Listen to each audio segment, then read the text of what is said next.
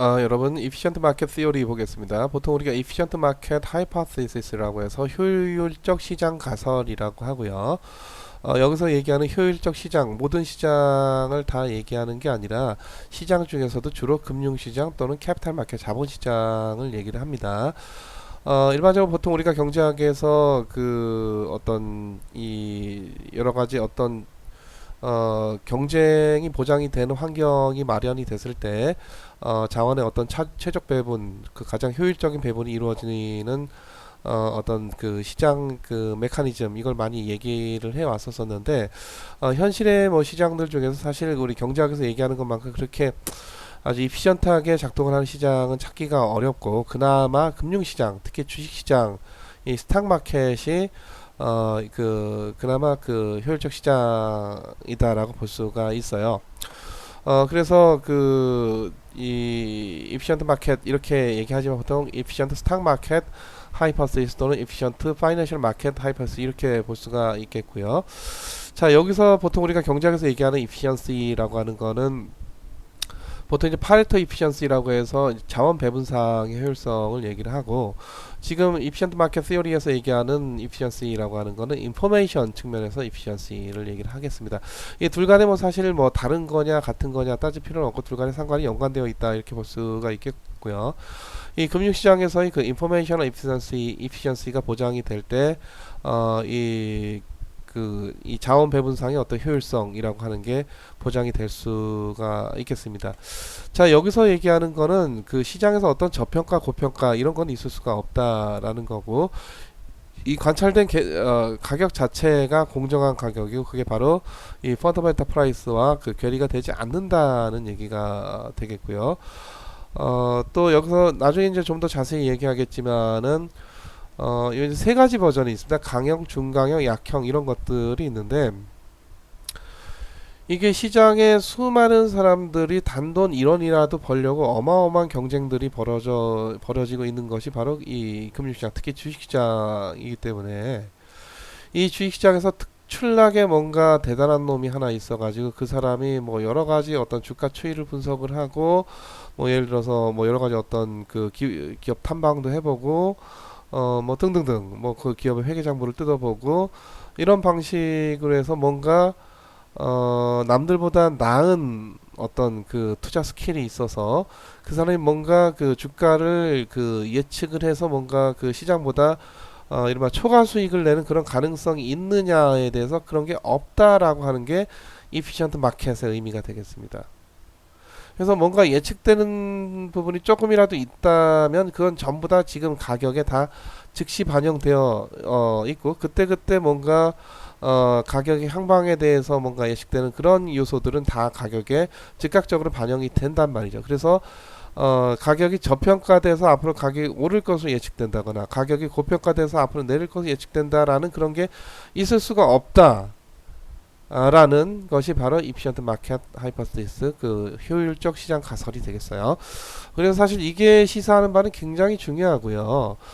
그래서 이 아까 제가 그 주식을 시큐리티 그 셀렉션을 할 때 그냥 랜덤하게 하나 뭐 특별히 내가 노력 들여서 하나 그게 크게 다르지 않을 수 있다라는 얘기를 했는데, 특히 시장이 이피션트 하면은 사실 내가 어떤 종목 그 선택을 한다는 것 자체가 사실 의미가 없어진다, 이렇게 볼 수가 있겠고, 요 얘기는 나중에 다시 좀 더 자세히 하도록 하겠습니다. 그래서 그 이 주식 갖고 이제 자산 운용, 이 주식을 뭐 샀다 팔았다 하고 뭐 어떤 포트폴리오에 담고 뭐 이런 걸 하는 게 이제 그 매니지먼트, 그 에셋 매니지먼트인데, 특히 이제 주식시장에서 액티브하게 하는 게 있고 패시브하는 게 있어요. 액티브하게 하는 거는 뭔가 내가 종목을 분석을 하겠다라고 하는 거고, 그래서 뭔가 좋은 종목, 나쁜 종목을 나 고르겠다, 얘를 저평가된 거, 고평가된 거를 고르겠다라고 하는 거고요.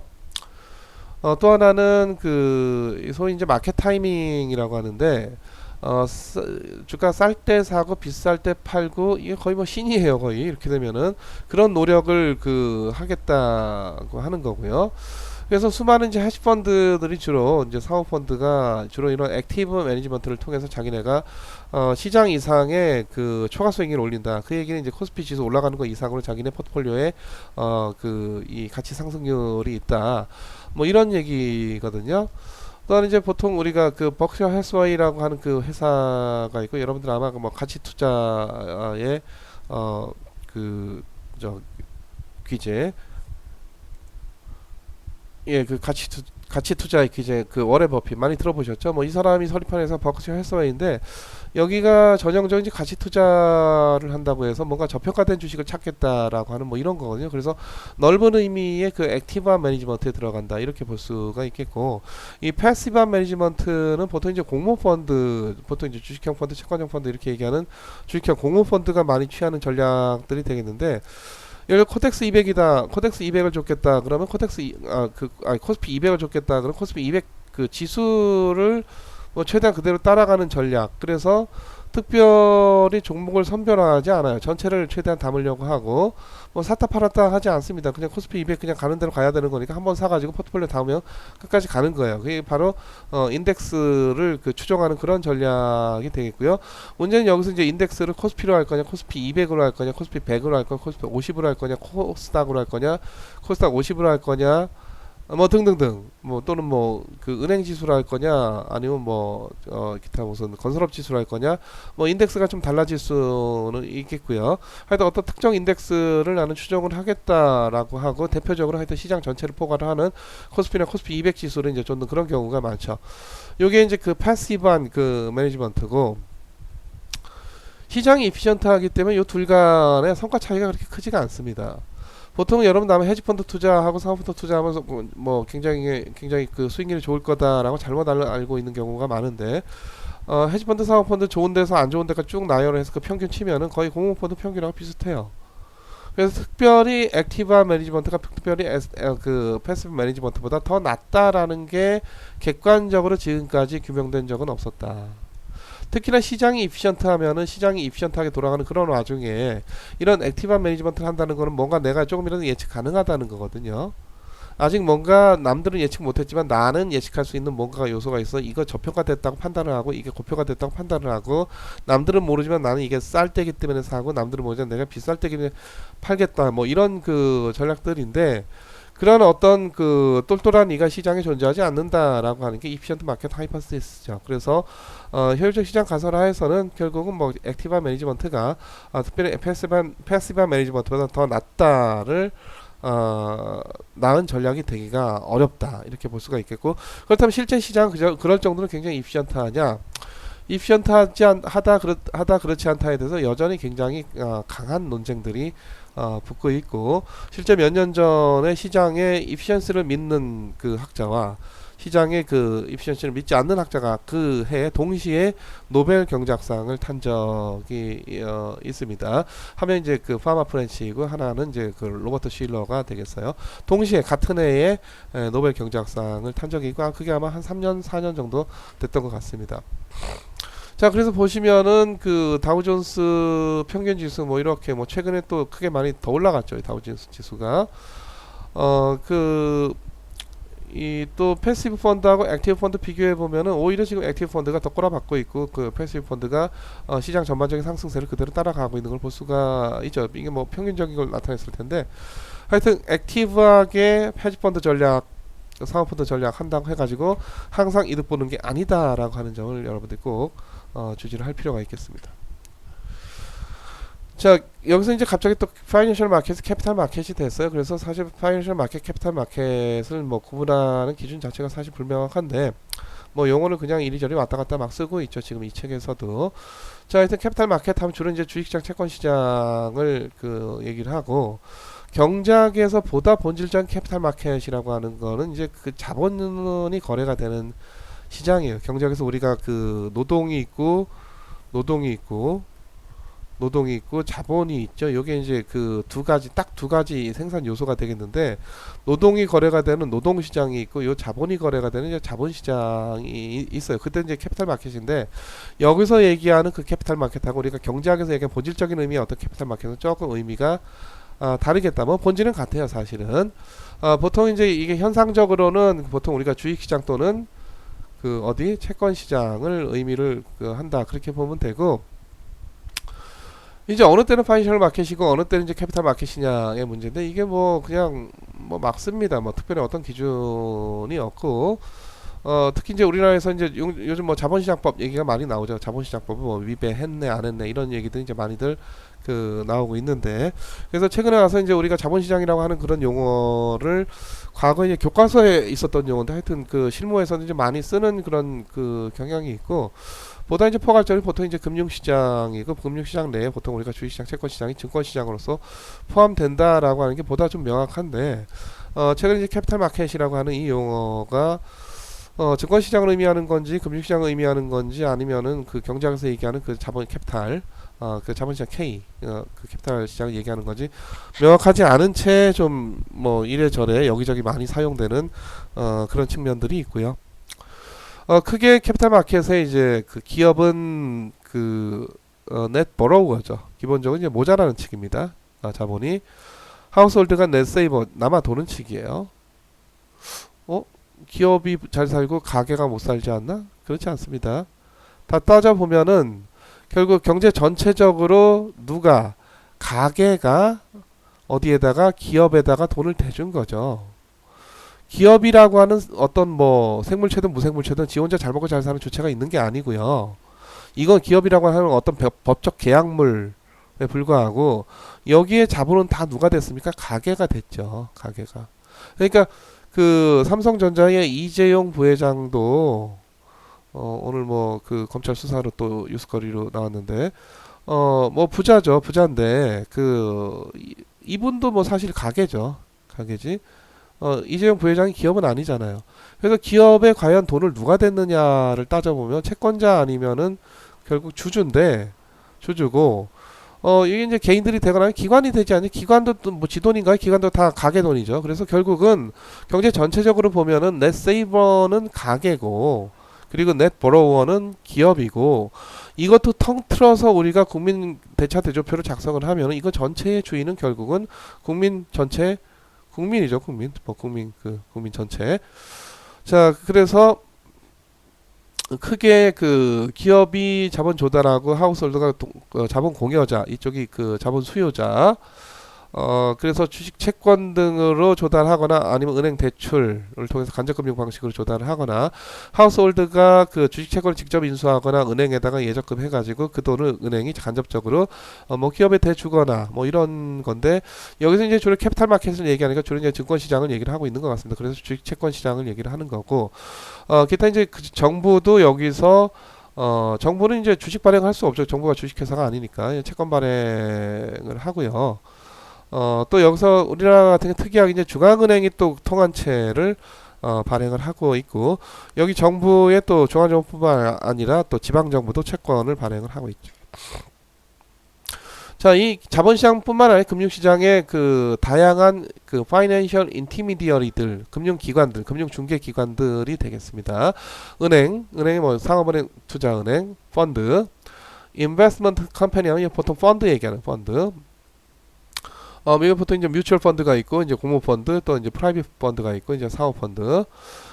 이건 이제 증권사, 그리고 증권거래소, 저 파생상품 거래소, 보험회사, 그리고 연기금, 그리고 크레딧 유니언, 이게 뭐 보통 우리나라 치면 이제 저축은행 뭐 이런 데가 되겠고, 이제 카드사가 되겠고, 기타 회계법인, 신용평가사, 법무법인 등등 이런 데도 굉장히 그 금융시장에서 중요한 역할들을 하고요.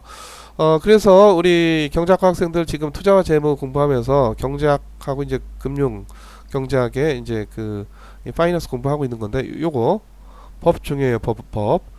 그래서 경제학과 학생들 경영학과 가서 부전공하고 그러지 말고, 또 경영학과 학생들 경제학과 가서 부전공하고 그러지 말고, 웬만하면은 법대 가서 법학을 부전공하는 게 차라리 낫습니다. 그래서 가서 적어도 이제 민법, 상법, 그게 이제 가장 그 기초법이고요. 그 경제법에 관련해서는 기타 경제법, 또 이 금융법 등에 대해서 관심을 가지면은, 특히 여러분들 경제학과 경영학과 나와서도 나중에 어딜 가서든지 법을 잘 알면 상당히 자신의 인적 자본의 가치를 높일 수가 있어요. 그래서 그 법 결코 무시하지 말고, 법 나 재미없어, 보기 싫어 하지 마시고, 웬만하면 내 강력히 권고하건대 경제학과 경영학과 학생들 웬만하면 법대 가서 꼭 그 민법, 상법 및 물론 헌법도 있죠.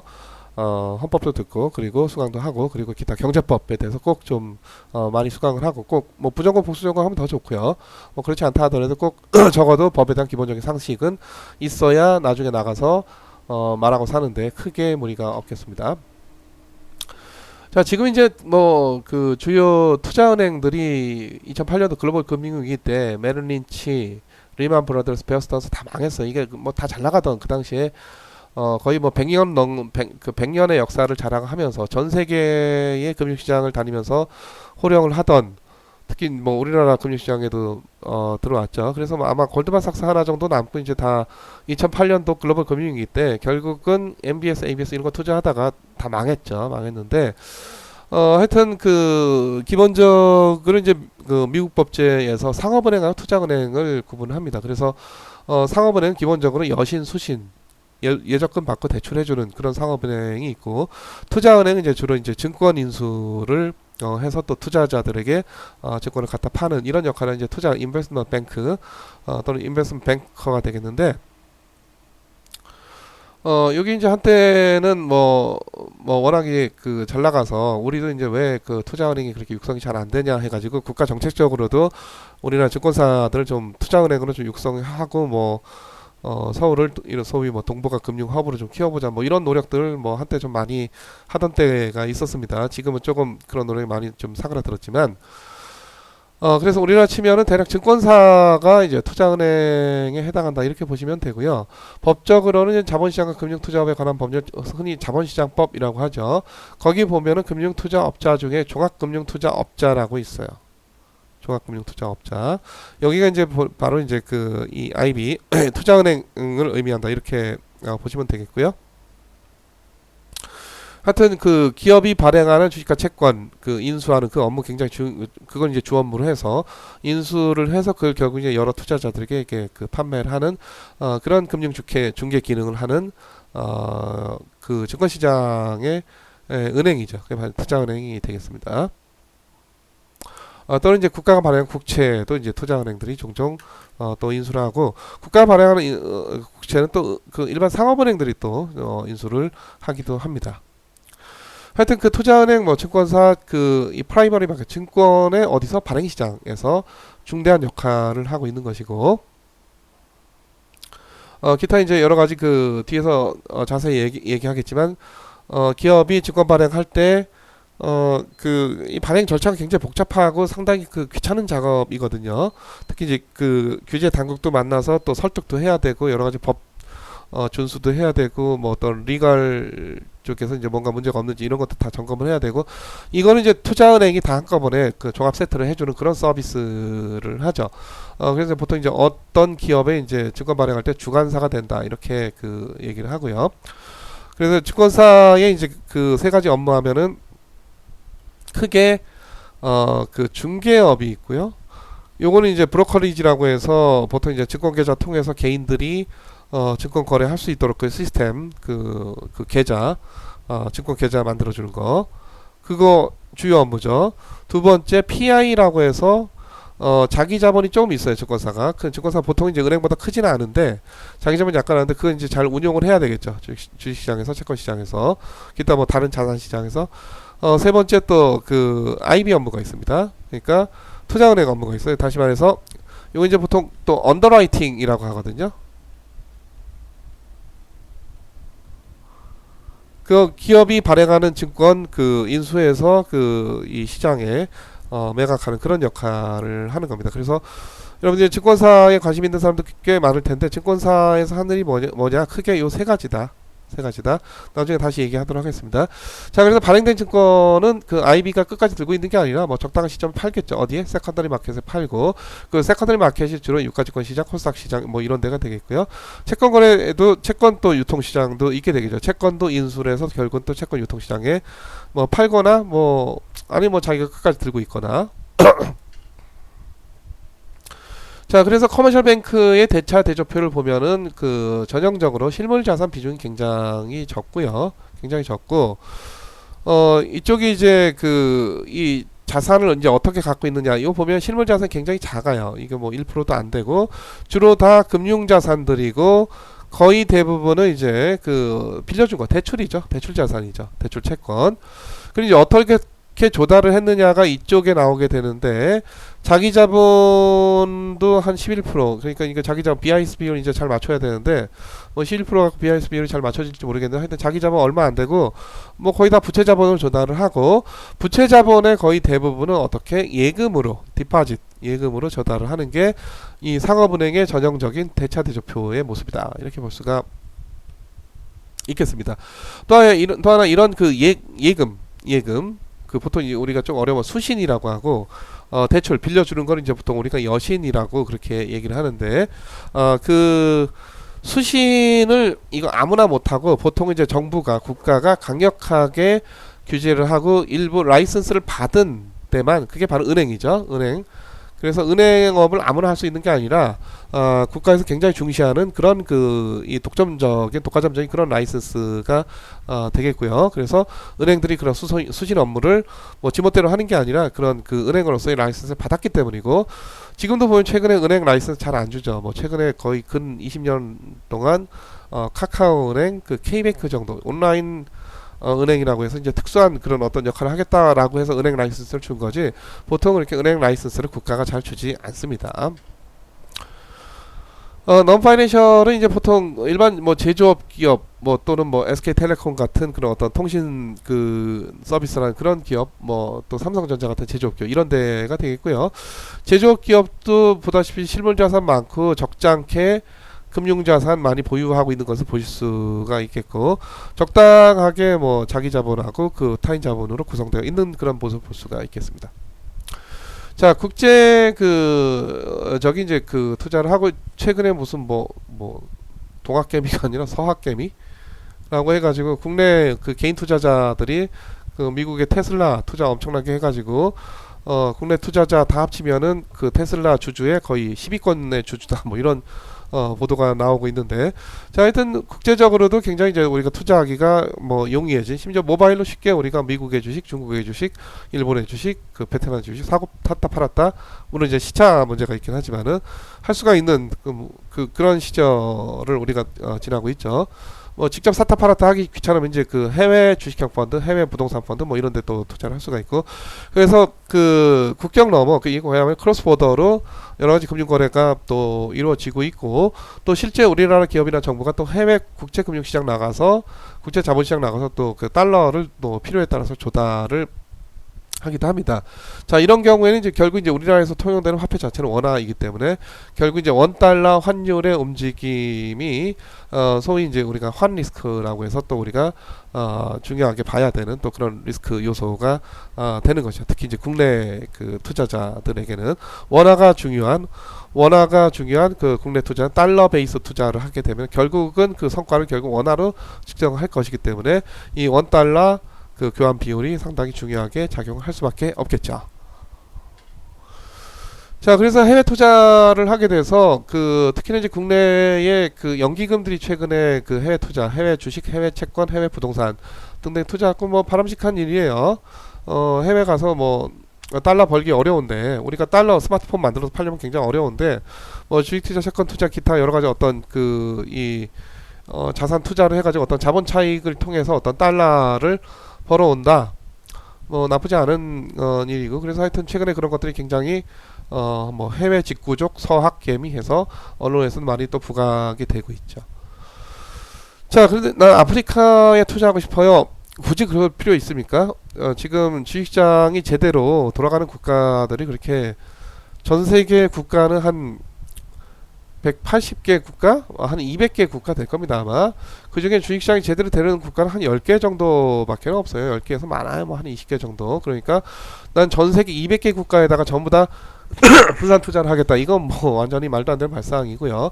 결국 20개 국가 정도에 적당히 분산 투자를 하면은 나는 어떤 그 분산 투자, 우리가 위험 관리를 위해서 분산 투자를 하는 거고 결국은 또 해외 자산들이라고 하는 게 또 어베이러블한 또 자산, 그 투자 가능한 그런 자산들이기 때문에 나는 어떤 해외 자산들까지도 투자를 하겠다. 뭐 나쁘지 않은 발상이라고 보고요. 자, 그래서 우리가 ADR 뭐 이런 것들을 조금 그 의미를 이해할 필요가 있겠는데 예를 들어 삼성전자 주식을 미국에 갖다 상장을 하려면은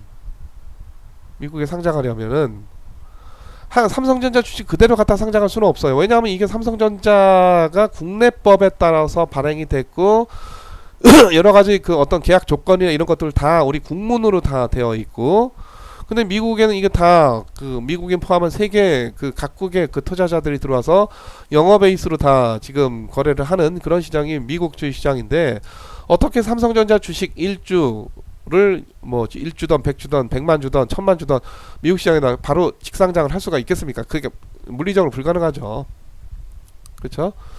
자, 그래서 삼성전자의 원주는 그 예탁을 해요. 미국 예탁기관, 이게 보통 은행들인데 예탁을 하고, 이게 일종의 신탁기관이죠.